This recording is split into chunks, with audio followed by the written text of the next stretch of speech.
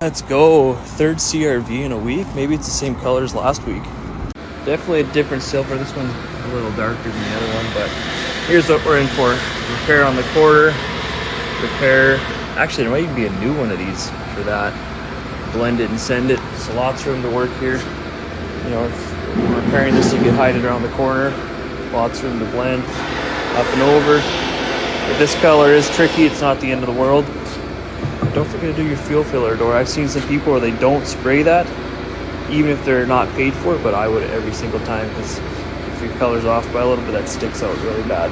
But first step, new vehicle in the shop to work on. Let's get it clean, start fresh.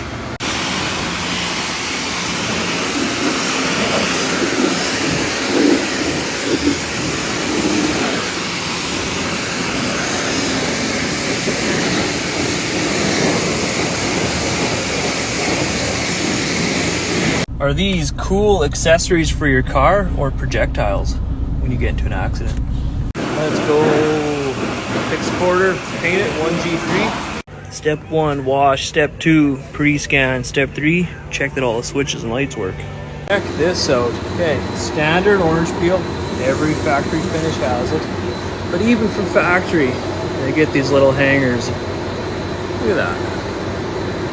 This thing's brand new, 826 kilometers on it, so this has not been painted yet. Even the robots aren't perfect. I guess all this really means is pre-accident condition. I gotta put a run right back there. I'm trying to save the texture here, preserve it, don't sand it, you'll knock it flat, just scuffing it. Try and keep that in there so it still looks factory, just using a red Scotch pad. So I'm not knocking it flat. I still get the scratches that I need, and we're good to go. Getting the color for this Toyota 1G3. Got my coarseness selector here. Now I know that 3 is nowhere near. 5 looks good, but in the past, with experience, I know 5 is way too much, and 4 is really close. You can almost go either way with 4 and 5, but we're gonna go with 4. I picked the best color that I got with the camera. That's a coarseness 4.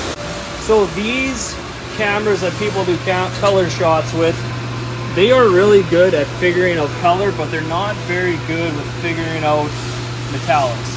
What I mean by that is they're not very good at knowing exactly how coarse the silver or the metallic that is in the paint needs to be. So that's why I got the color selector. The color doesn't matter, but the way that the metallics look in relation to the job you're doing is what's really important. And 4 or 5, but I know 5 goes way too coarse. It always seems to go a touch coarser than what the selector says, and at least on this color. So we're gonna go 4, and I got a really good score on a 4. You can see right here, lots of green, lots of low scores. Anything really under a 1 I find is good. And coarseness 3, coarseness 5, coarseness 4, and up here you can search by your coarseness that you want. And by hitting the show all results button, now you're doing a wild read for all colors everywhere. You see even the scores are tighter here. So what I like to do is pull up the best color score I have with the formula, and I'll compare it straight across the mix and just use a educated guess on if that would be a better shot or not. But typically spray out your color and then start from there, and then you can do more of this. And we got this whole library of color chips you can go through, and they'll give you multiple variants of the same color, and you pick the best one. Looking through here, and based on what I see here and pulling up formulas, I think we're gonna go with standard and start there. Which when you pull it up, it's a 4 already, so that's perfect. Knowing that I'm doing a new color, I'm gonna spray out a little bit, just enough to do 1 coat and do a spray out card. So then if I get the color right, I can mix more. If not, and then I go and find the right formula, and then I mix that one and hope for the best. Just tweak it a bit, and then I'm not mixing up too much paint. So if a window like this is staying in, there's no rubber or anything, but you're masking it off, put some tape along there, because even still, that overspray will get in behind here, and you can get through this crack, and it gets all over your window, all over the back panel. Save you some time cleaning that up later. Just running a little strip of tape all the way around.